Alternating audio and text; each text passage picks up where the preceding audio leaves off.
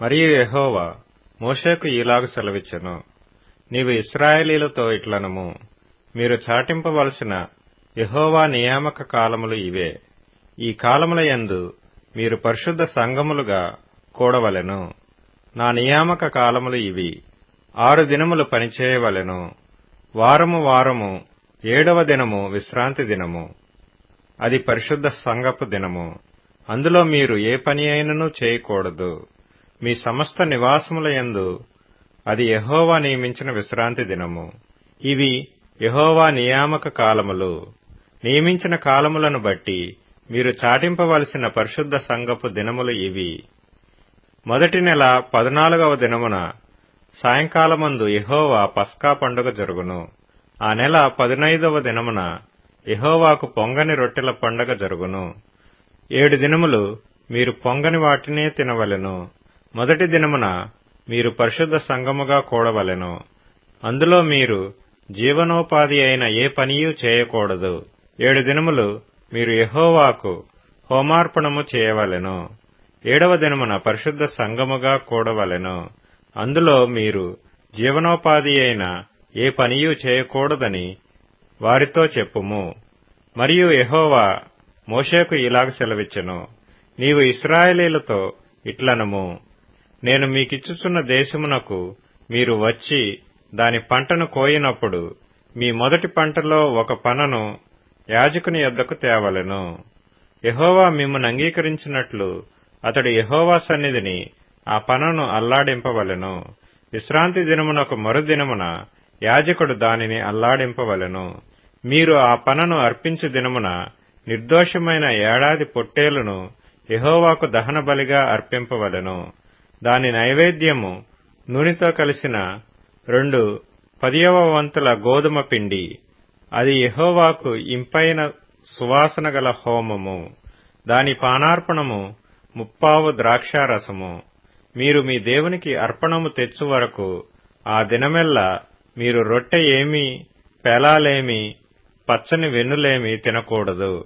ఇది మీ తరతరములకు మీ నివాస స్థలములన్నిటిలో నిత్యమైన కట్టడ. మీరు విశ్రాంతి దినమునకు మరునాడు మొదలుకొని, అనగా అల్లాడించు పనను మీరు తెచ్చిన దినము మొదలుకొని 7 వారములు లెక్కింపవలెను. లెక్కకు తక్కువ కాకుండా 7 వారములు ఉండవలెను. 7వ విశ్రాంతి దినపు మరుదినము వరకు మీరు 50 దినములు లెక్కించి యెహోవాకు క్రొత్త ఫలముతో నైవేద్యము అర్పింపవలెను. మీరు మీ నివాసములలో నుండి తూములో 2/10వ వంతుల పిండి గల 2 రొట్టెలను అల్లాడించు అర్పణముగా తేవలెను. వాటిని గోధుమ పిండితో చేసి పులియబెట్టి కాల్చవలెను. అవి యెహోవాకు ప్రథమ ఫలముల అర్పణము.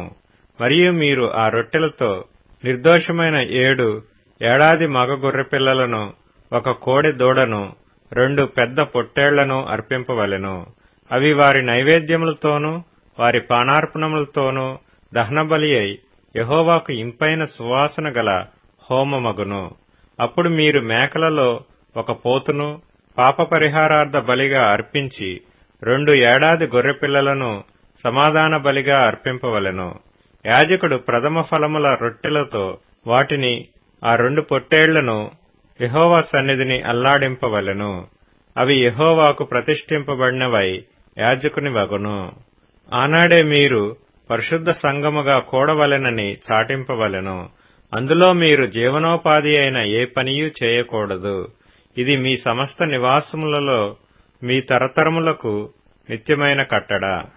మీరు మీ పంట చేను కోయినప్పుడు నీ పొలము యొక్క ఓరలను పూర్తిగా కోయకూడదు. నీ కోతలో రాలిన పరిగెను ఏరుకొనకూడదు. బీదలకును పరదేశులకును వాటిని విడిచిపెట్టవలెను. నేను మీ దేవుడినైన యెహోవాను. మరియు యెహోవా మోషేకు ఈలాగు సెలవిచ్చెను, నీవు ఇశ్రాయేలీయులతో ఇట్లనుము, 7వ నెలలో మొదటి దినము మీకు విశ్రాంతి దినము. అందులో జ్ఞాపకార్థ శృంగధ్వని వినినప్పుడు మీరు పరిశుద్ధ సంఘముగా కూడవలెను. అందులో మీరు జీవనోపాధి అయిన ఏ పనియు చేయుట మాని యెహోవాకు హోమము చేయవలెను. మరియు యెహోవా మోషేకు ఇలాగ సెలవిచ్చెను, ఈ 7వ నెల 10వ దినము పాపము నిమిత్తమైన ప్రాయశ్చిత్తార్థ దినము. అందులో మీరు పరిశుద్ధ సంఘముగా కూడవలెను. మిమ్మును మీరు దుఃఖపరచుకొని యెహోవాకు హోమము చేయవలెను. ఆ దినమున మీరు ఏ పనియూ చేయకూడదు. మీ దేవుడైన యెహోవా సన్నిధిని మీరు మీ నిమిత్తము ప్రాయశ్చిత్తము చేసుకొనుటకై అది ప్రాయశ్చిత్తార్థ దినము.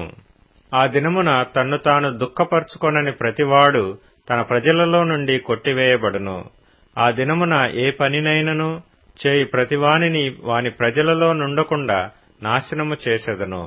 అందులో మీరు ఏ పనియూ చేయకూడదు. అది మీ సమస్త నివాసములలో మీ తరతరములకు నిత్యమైన కట్టడ. అది మీకు మహావిశ్రాంతి దినము. మిమ్మును మీరు దుఃఖపరచుకొనవలెను. ఆ నెల 9వ నాటి సాయంకాలము మొదలుకొని మరుసటి సాయంకాలం వరకు మీరు విశ్రాంతి దినముగా ఆచరింపవలెను. మరియు యెహోవా మోషేకు ఇలాగ సెలవిచ్చెను, నీవు ఇశ్రాయేలీయులతో ఇట్లనుము, ఈ 7వ నెల 15వ దినము మొదలుకొని 7 దినముల వరకు యెహోవాకు పర్ణశాలల పండుగను జరపవలెను. వాటిలో మొదటి దినమున మీరు పరిశుద్ధ సంఘముగా కూడవలెను. అందులో మీరు జీవనోపాధి అయిన ఏ పనియూ చేయకూడదు. 7 దినములు మీరు యెహోవాకు హోమము చేయవలెను. 8వ దినమున మీరు పరిశుద్ధ సంఘముగా కూడి యెహోవాకు హోమార్పణము చేయవలెను. అది మీకు వ్రత దినముగా ఉండును.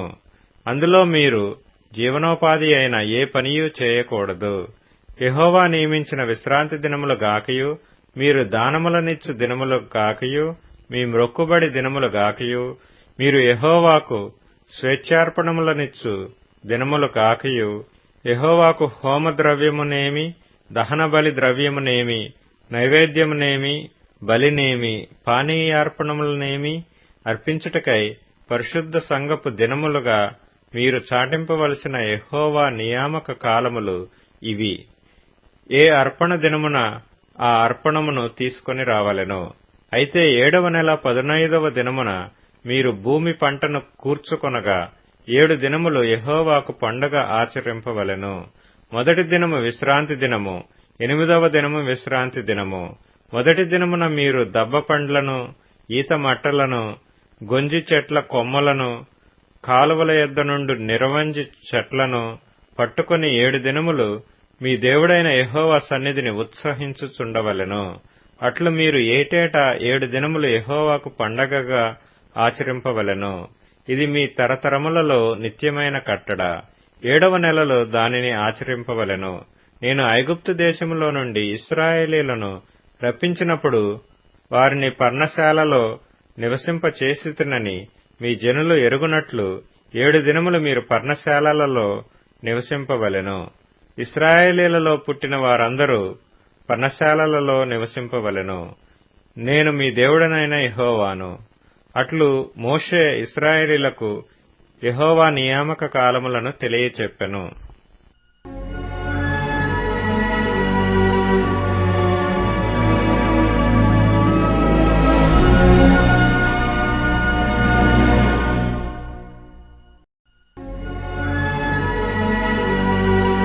లేవీకాండము 24వ అధ్యాయం.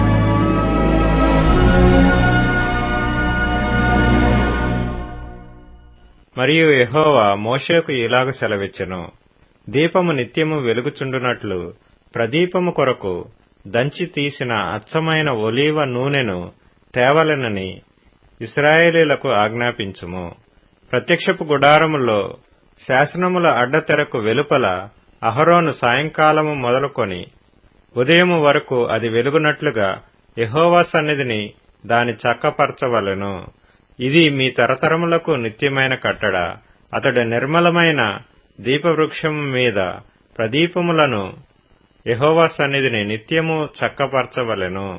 నీవు గోధుమల పిండిని తీసుకొని దానితో 12 భక్ష్యములను వండవలెను. ఒక్కొక్క భక్ష్యమున సేరు సేరు పిండి ఉండవలెను. యెహోవా సన్నిధిని నిర్మలమైన బల్ల మీద 6 భక్ష్యములు గల 2 దొంతులుగా వాటిని ఉంచవలెను. ఒక్కొక్క దొంతి మీద స్వచ్ఛమైన సాంబ్రాణి ఉంచవలెను.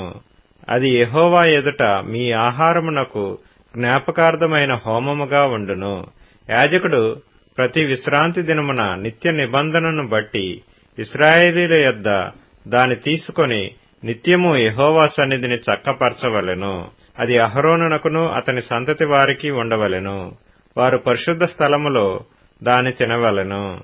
నిత్యమైన కట్టడ చొప్పున యెహోవాకు చేయు హోమములలో అది అతి పరిశుద్ధము. ఇశ్రాయేలీయురాలగు ఒక స్త్రీకిని ఐగుప్తీయుడగు ఒక పురుషునికిని పుట్టినవాడొకడు ఇశ్రాయేలీల మధ్యకు వచ్చెను. ఆ ఇశ్రాయేలీయురాలి కుమారునికిని ఒక ఇశ్రాయేలీయునికిని పాళెములో పోరు పడగా ఆ ఇశ్రాయేలీయురాలి కుమారుడు యెహోవా నామమును దూషించి శపింపగా జనులు మోషే యొద్దకు వాని తీసుకొని వచ్చిరి. వాని తల్లి పేరు షెలోమీతు. ఆమె దాను గోత్రికుడైన దిబ్రీ కుమార్తె. యెహోవా ఏమి సెలవిచ్చునో తెలుసుకుని వరకు వానిని కావలిలో ఉంచిరి. అప్పుడు యెహోవా మోషేకు ఇలాగ సెలవిచ్చెను, శపించిన వానిని పాళెము వెలుపలికి తీసుకొని రమ్ము. వాని శాపవచనమును వినిన వారందరూ వాని తల మీద తమ చేతులుంచిన తరువాత సర్వ సమాజము రాళ్లతో వాని చావగొట్టవలెను. మరియు నీవు ఇశ్రాయేలీయులతో ఇట్లనము, తన దేవుని శపించువాడు తన పాప శిక్షను భరింపవలెను. యెహోవా నామమును దూషించువాడు మరణశిక్ష నొందవలెను.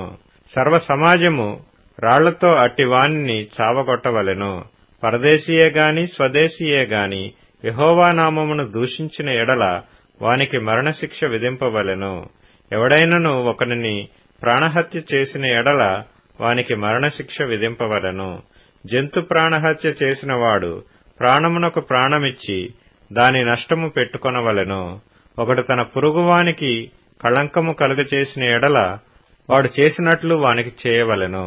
విరుగగొట్టబడిన దాని విషయములో విరుగగొట్టబడుటయే శిక్ష.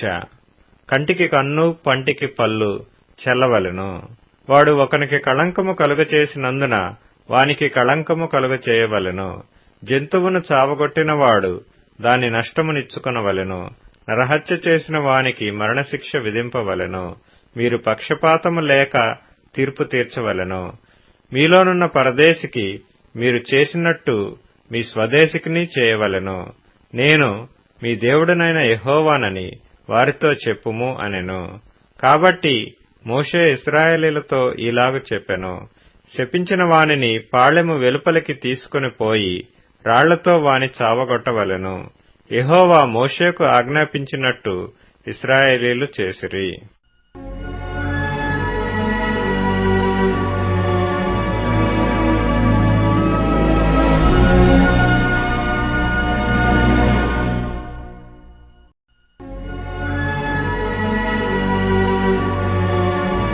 లేవియకాండము 25వ అధ్యాయం.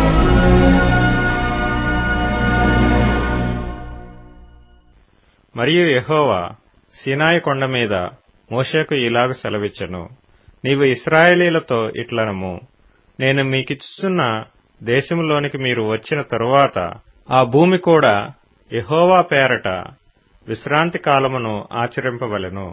6 సంవత్సరములు నీ చేను విత్తవలెను. 6 సంవత్సరములు నీ ఫలవృక్షముల తోటను బద్దించి దాని ఫలములను కూర్చుకొనవచ్చును. 7వ సంవత్సరము భూమికి మహావిశ్రాంతి కాలము, అనగా యెహోవా పేరట విశ్రాంతి సంవత్సరముగా ఉండవలెను. అందులో నీ చేను విత్తకూడదు, నీ ఫలవృక్షముల తోటను శుద్ధిపరచకూడదు, నీ కారుచేల పంటను కోసికొనకూడదు, శుద్ధిపరచని నీ వృక్ష ఫలములను ఏరుకొనకూడదు. అది భూమికి విశ్రాంతి సంవత్సరము. అప్పుడు భూమి యొక్క విశ్రాంతి సంవత్సర స్తన్యము నీకును నీ దాసునికిని నీ దాసికిని నీ జీతగానికిని నీతో నివసించు పరదేశికిని ఆహారమగును. మరియు నీ పశువులకును నీ దేశ జంతువులకును దాని పంట అంతయు మేతగా ఉండును. మరియు 7 విశ్రాంతి సంవత్సరములను, అనగా 7 ఏండ్లు గల సంవత్సరములను లెక్కింపవలెను. ఆ 7 విశ్రాంతి సంవత్సరముల కాలము 49 సంవత్సరములగును. 7వ నెల 10వ నాడు మీ స్వదేశమంతటా శృంగనాదము చేయవలెను. ప్రాయశ్చిత్తార్థ దినమున మీ దేశమంతటా ఆ శృంగనాదము చేయవలెను. మీరు ఆ సంవత్సరమును, అనగా 50వ సంవత్సరమును పరిశుద్ధపరచి మీ దేశవాసులకందరికీ విడుదల కలిగినదని చాటింపవలెను. అది మీకు సునాదముగా నుండును. అప్పుడు మీలో ప్రతివాడు తన స్వాస్థ్యమును తిరిగి పొందవలెను. ప్రతివాడు తన కుటుంబమునకు తిరిగి రావలెను. ఆ సంవత్సరము అనగా 50వ సంవత్సరము మీకు సునాద కాలము. అందులో మీరు విత్తకూడదు, కారు పంటను కోయకూడదు, శుద్ధిపరచని నీ ఫలవృక్షముల పండ్లను ఏరుకొనకూడదు. అది సునాద కాలము. అది మీకు పరిశుద్ధమగును. పొలములో దానంతటా అదే పండిన పంటను మీరు తినెదరు. ఆ సునాద సంవత్సరమున మీలో ప్రతివాడు తన స్వాస్థ్యమును మరలా పొందవలెను. నీవు నీ పొరుగువానికి వెలకు ఇచ్చిన దేని విషయములో కాని, నీ పొరుగువాని దగ్గర నీవు కొనిన దేని విషయములో కాని మీరు ఒకరినొకరు బాధింపకూడదు. సునాద సంవత్సరమైన తరువాత గడిచిన ఏండ్ల లెక్క చొప్పున నీ పొరుగువాని యొద్ద నీవు దానిని కొనవలెను. పంటల లెక్క చొప్పున అతడు నీకు దానిని అమ్మవలెను. ఆ సంవత్సరముల లెక్క హెచ్చిన కొలది దాని వెల హెచ్చింపవలెను. ఆ సంవత్సరముల లెక్క తగ్గిన కొలది దాని వెల తగ్గింపవలెను. ఎలయనగా పంటల లెక్క చొప్పున అతడు దాని నీకు అమ్మెను గదా. మీరు ఒకరినొకరు బాధింపక నీ దేవునికి భయపడవలెను. నేను మీ దేవుడినైన యెహోవాను. కాబట్టి మీరు నా కట్టడలను నా విధులను గైకొని వాటిననుసరించి నడుచుకొనవలెను. అప్పుడు మీరు ఆ దేశములో సురక్షితముగా నివసించెదరు. ఆ భూమి ఫలించును. మీరు తృప్తిగా భుజించి దానిలో సురక్షితముగా నివసించెదరు. 7వ ఏట మేము ఏమి తిందుము?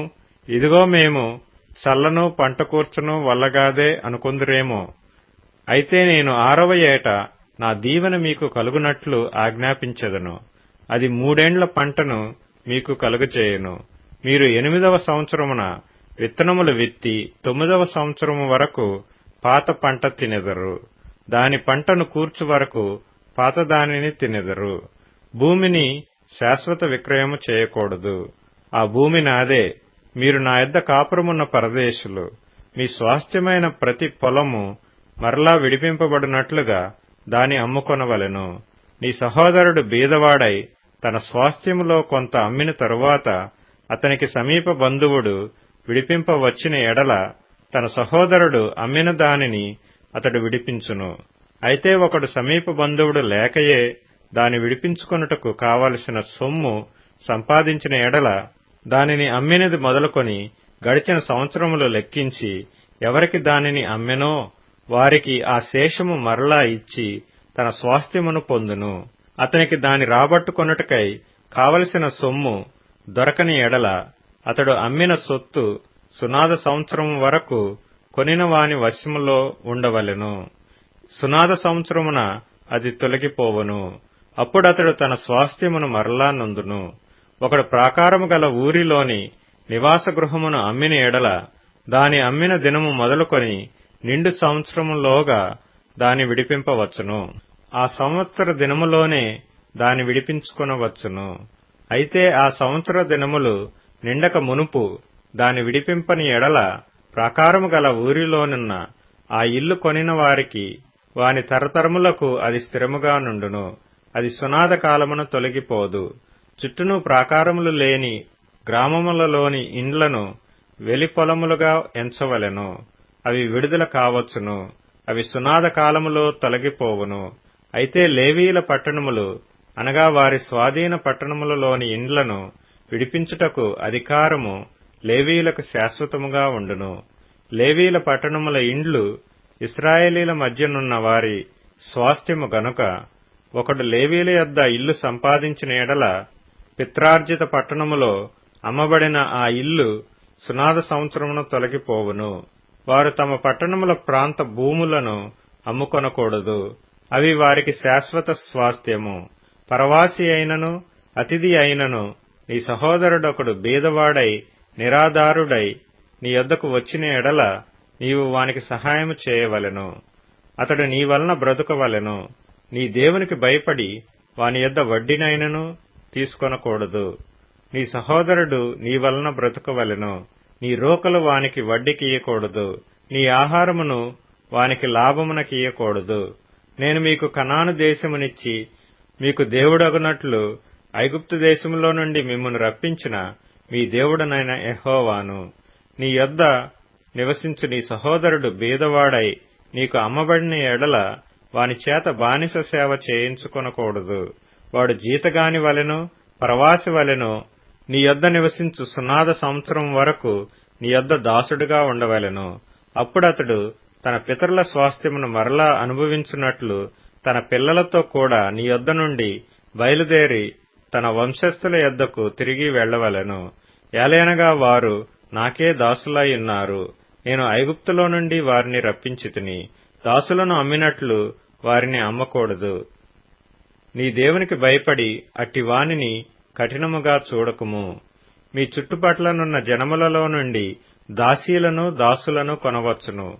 మరియు మీ మధ్య నివసించు పరదేశులను నీ దేశంలో వారికి పుట్టిన వారిని కొనవచ్చును. వారు మీ సొత్తగుదురు. మీ తరువాత మీ సంతతి వారికి స్వాస్థ్యముగా ఉండునట్లు మీరు ఇట్టి వారిని స్వతంత్రించుకొనవచ్చును. వారు శాశ్వతముగా మీకు దాసులగుదురు. కాని ఇశ్రాయేలీలైన మీరు సహోదరులు గనక ఒకని చేత ఒకడు కఠిన సేవ చేయించుకొనకూడదు. పరదేశీయే గాని నీ యొద్ద నివసించువాడే గాని ధన సంపాదనము చేసుకొనున్నప్పుడు అతని యొద్ద నివసించు నీ సహోదరుడు బీదవాడై నీ యొద్ద నివసించు ఆ పరదేశికైనను ఆ పరదేశి కుటుంబంలో వేరొకనికైనను తన్ను అమ్ముకొనిన ఎడల తన్ను అమ్ముకొనిన తరువాత వానికి విడుదల కావచ్చును. వాని సహోదరులలో ఒకడు వానిని విడిపింపవచ్చును. వాని పినతండ్రియే గాని పినతండ్రి కుమారుడే గాని వాని వంశములో వాని రక్త సంబంధియే గాని వాని విడిపింపవచ్చును. కావలసిన క్రయధనము వానికి దొరికిన ఎడల తన్ను తాను విడిపించుకొనవచ్చును. అప్పుడు వాడు అమ్మబడిన సంవత్సరం మొదలుకొని సునాద సంవత్సరం వరకు తన్ను కొనిన వానితో లెక్క చూచుకొనవలెను. వాని క్రయధనము ఆ సంవత్సరముల లెక్క చొప్పున ఉండవలెను. తాను జీతగాడై ఉండిన దినముల కొలది ఆ క్రయధనమును తగ్గింపవలెను. ఇంకా అనేక సంవత్సరములు మిగిలి ఉండిన ఎడల వాటిని బట్టి తన్ను అమ్మిన సొమ్ములో తన విమోచన క్రయధనమును మరలా ఇయ్యవలెను.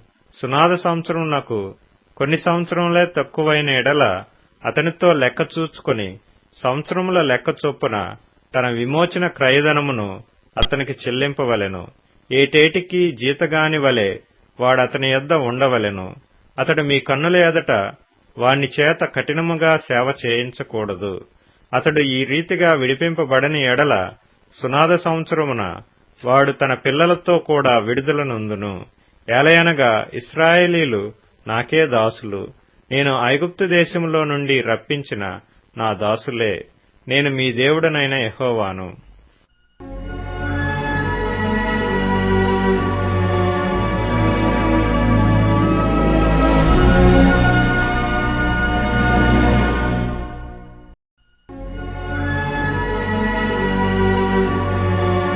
లేవీయకాండము 26వ అధ్యాయం.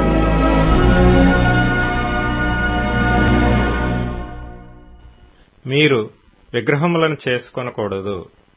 చెక్కిన ప్రతిమను గాని బొమ్మను గాని నిలువ పెట్టకూడదు. మీరు సాగిలపడుటకు ఏదొక రూపముగా చెక్కబడిన రాతిని మీ దేశములో నిలపకూడదు. నేను మీ దేవుడినైన యెహోవాను. నేను నియమించిన విశ్రాంతి దినములను మీరు ఆచరింపవలెను.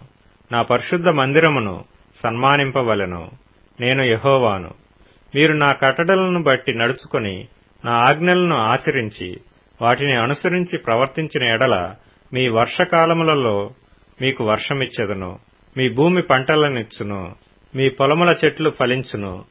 మీ ద్రాక్ష పండ్ల కాలము వరకు మీ నూర్పు సాగుచుండును. మీరు తృప్తిగా భుజించి మీ దేశములో నిర్భయముగా నివసించెదరు. ఆ దేశములో నేను మీకు క్షేమము కలుగజేసెదను. మీరు పండుకొన్నప్పుడు ఎవడనూ మిమ్మును భయపెట్టడు. ఆ దేశములో దుష్టమృగములు లేకుండా చేసెదను. మీ దేశములోనికి ఖడ్గము రాదు. మీరు శత్రువులను తరిమెదరు. వారు మీ ఎదుట ఖడ్గము చేత పడెదరు. మీలో 5 100 మందిని తరుముదురు. 100 మంది 10,000 మందిని తరుముదురు. మీ శత్రువులు మీ ఎదుట ఖడ్గము చేత కూలుదురు. ఏలయనగా నేను మిమ్మును కటాక్షించి మీకు సంతానమిచ్చి మిమ్మును విస్తరింపచేసి మీతో నేను చేసిన నిబంధనను స్థాపించెదను. మీరు చాలా కాలము నిలువైయున్న పాతగిలిన ధాన్యమును తినెదరు. క్రొత్తది వచ్చినను పాతది మిగిలియుండును. నా మందిరమును మీ మధ్య ఉంచెదను. మీ యందు నా మనస్సు అసహ్యపడదు. నేను మీ మధ్య నడిచెదను. మీకు దేవుడనై యుందును. మీరు నాకు ప్రజలై యుందురు. మీరు ఐగుప్తీయులకు దాసులు కాకుండా వారి దేశములో నుండి మిమ్మల్ని రప్పించితిని. నేను మీ దేవుడనైన యెహోవాను. నేను మీ కాడి పలుపులను తెంపి మిమ్మును నిలువుగా నడవచేసితిని. మీరు నా మాట వినక నా ఆజ్ఞలన్నిటినీ అనుసరింపక నా కట్టడలను నిరాకరించిన ఎడల, నా ఆజ్ఞలన్నిటినీ అనుసరింపక నా నిబంధనను మీరునట్లు మీరు నా తీర్పుల విషయమై అసహ్యించుకొనిన ఎడలను నేను మీకు చేయనదేమనగా, మీ కన్నులను క్షీణింపచేయునట్టియు ప్రాణమును ఆయాసపరచునట్టియు తాపజ్వరమును క్షయరోగమును మీ మీదికి రప్పించెదను. మీరు విత్తిన విత్తనములు మీకు వ్యర్థములగును. మీ శత్రువులు వాటి పంటను తినెదరు. నేను మీకు పగవాడనగుదును. మీ శత్రువుల ఎదుట మీరు చంపబడెదరు. మీ విరోధులు మిమ్మును ఏలెదరు. మిమ్మును ఎవరినూ తరమకపోయినను మీరు పారిపోయెదరు. ఇవన్నీయు సంభవించినను మీరింకా నా మాటలు వినని ఎడల, నేను మీ పాపములను బట్టి మరి 7 మిమ్మను దండించెదను. మీ బల గర్వమును భంగపరచి ఆకాశము ఇనుము వలెను భూమి ఇత్తడి వలెను ఉండచేసెదను. మీ బలము ఉడిగిపోవును. మీ భూమి ఫలింపకుండును. మీ దేశ వృక్షములు ఫలమీయకుండును. మీరు నా మాట విననొల్లక నాకు విరోధముగా నడిచిన ఎడల, నేను మీ పాపములను బట్టి మరి 7 మిమ్మును బాధించెదను. మీ మధ్యకు అడవి మృగములను రప్పించెదను. అవి మిమ్మును సంతానరహితులుగా చేసి మీ పశువులను హరించి మిమ్మును కొద్దిమందిగా చేయును. మీ మార్గములు పాడైపోవును. శిక్షల మూలముగా మీరు నా ఎదుట గుణపడక నాకు విరోధముగా నడిచిన ఎడల, నేను కూడా మీకు విరోధముగా నడిచెదను. మీ పాపములను బట్టి ఇక 7 మిమ్మును దండించెదను. మీ మీదికి ఖడ్గమును రప్పించెదను. అది నా నిబంధన విషయమై ప్రతిదండన చేయును. మీరు మీ పట్టణములలో కూడియుండగా మీ మధ్యకు తెగులను రప్పించెదను. మీరు శత్రువుల చేతికి అప్పగింపబడెదరు. నేను మీ ఆహారమును అనగా మీ ప్రాణాధారమును తీసివేసిన తరువాత 10 స్త్రీలు ఒక్క పొయ్యిలోనే మీకు ఆహారము వండి తూనిక చొప్పున మీ ఆహారమును మీకు మరలా ఇచ్చెదరు. మీరు తినెదరు గాని తృప్తి పొందరు. నేను ఇలాగు చేసిన తరువాత మీరు నా మాట వినక నాకు విరోధముగా నడిచిన ఎడల, నేను కోపపడి మీకు విరోధముగా నడిచెదను. నేనే మీ పాపములను బట్టి 7 మిమ్మల్ని దండించెదను. మీరు మీ కుమారుల మాంసమును తినెదరు. మీ కుమార్తెల మాంసమును తినెదరు. నేను మీ ఉన్నత స్థలములను పాడు చేసెదను. మీ విగ్రహములను పడగొట్టెదను. మీ బొమ్మల పీనుగుల మీద మీ పీనుగులను పడవేయించెదను. నా మనస్సు మీ యందు అసహ్యపడును. నేను మీ పట్టణములను పాడు చేసెదను. మీ పరిశుద్ధ స్థలములను పాడు చేసెదను. మీ సువాసన గల వాటి సువాసనను ఆగ్రానింపను. నేనే మీ దేశమును పాడు చేసిన తరువాత దానిలో కాపురముండు మీ శత్రువులు దాని చూచి ఆశ్చర్యపడెదరు. జనములలోనికి మిమ్మును చెదరగొట్టి మీ వెంట కత్తి దూసెదను. మీ దేశము పాడైపోవును. మీ పట్టణములు పాడుపడును. మీరు మీ శత్రువుల దేశములో ఉండగా మీ దేశము పాడైయున్న దినములన్నీయు అది తన విశ్రాంతి కాలములను అనుభవించును. అది పాడైయుండు దినములన్నీయు అది విశ్రమించును. మీరు దానిలో నివసించినప్పుడు అది విశ్రాంతి కాలములో పొందకపోయిన విశ్రాంతిని అది పాడైయుండు దినములలో అనుభవించును. మీలో మిగిలిన వారు తమ శత్రువుల దేశములలో ఉండగా వారి హృదయములలో అధైర్యము పుట్టించెదను. కొట్టుకొని పోవచున్న ఆకు చప్పుడు వారిని తరుమును. ఖడ్గము ఎదుట నుండి పారిపోవునట్లు వారు ఆ చప్పుడు విని పారిపోయెదరు. తరుమువాడు లేకయే పడెదరు. తరుమువాడు లేకయే వారు ఖడ్గమును చూచినట్టుగా ఒకరి మీదనొకడు పడెదరు. మీ శత్రువుల ఎదుట మీరు నిలవలేకపోయెదరు. మీరు జనముగా నుండక నశించెదరు. మీ శత్రువుల దేశము మిమ్మును తినివేయను. మీలో మిగిలిన వారు మీ శత్రువుల దేశములలో తమ దోషములను బట్టి క్షీణించిపోయెదరు. మరియు వారు తమ మీదికి వచ్చిన తమ తండ్రుల దోషములను బట్టి క్షీణించిపోయెదరు. వారు నాకు విరోధముగా చేసిన తిరుగుబాటును తమ తండ్రుల దోషమును ఒప్పుకొని తాము నాకు విరోధముగా నడిచితిమనియు నేను తమకు విరోధముగా నడిచితిననియు తమ శత్రువుల దేశములోనికి తమను రప్పించితిననియు ఒప్పుకొనిన ఎడల అనగా లోబడని తమ హృదయములు లొంగి తాము చేసిన దోషమునకు ప్రతిదండన అనుభవించితిమని ఒప్పుకొనిన ఎడల నేను యాకోబుతో చేసిన నా నిబంధనను జ్ఞాపకము చేసుకొందును. నేను ఇస్సాకుతో చేసిన నా నిబంధనను, నేను అబ్రహాముతో చేసిన నా నిబంధనను జ్ఞాపకము చేసుకొందును. ఆ దేశమును కూడా జ్ఞాపకం చేసుకొందును. వారి చేత విడువబడి వారు లేనప్పుడు పాడైపోయిన వారి దేశమును తన విశ్రాంతి దినములను అనుభవించును. వారు నా తీర్పులను తిరస్కరించి నా కట్టడలను అసహ్యించుకొనిరి. ఆ హేతువు చేతనే వారు తమ దోషశిక్ష న్యాయమని ఒప్పుకొందురు. అయితే వారు తమ శత్రువుల దేశములో ఉన్నప్పుడు వారిని నిరాకరింపను. నా నిబంధనను భంగపరచి వారిని కేవలము నశింపజేయునట్లు వారి యందు అసహ్యపడను. ఏలయనగా నేను వారి దేవుడనైన యెహోవాను. నేను వారికి దేవుడనై ఉండునట్లు వారి పూర్వీకులను జనముల ఎదుట ఐగుప్తులో నుండి రప్పించి వారితో చేసిన నిబంధనను ఆ పూర్వీకులను బట్టి జ్ఞాపకము చేసుకొందును. నేను యెహోవాను అని చెప్పుము అనెను. యెహోవా మోషే ద్వారా సీనాయి కొండ మీద తనకును ఇశ్రాయేలీయులకును మధ్య నియమించిన కట్టడలను, తీర్పులను, ఆజ్ఞలను ఇవే.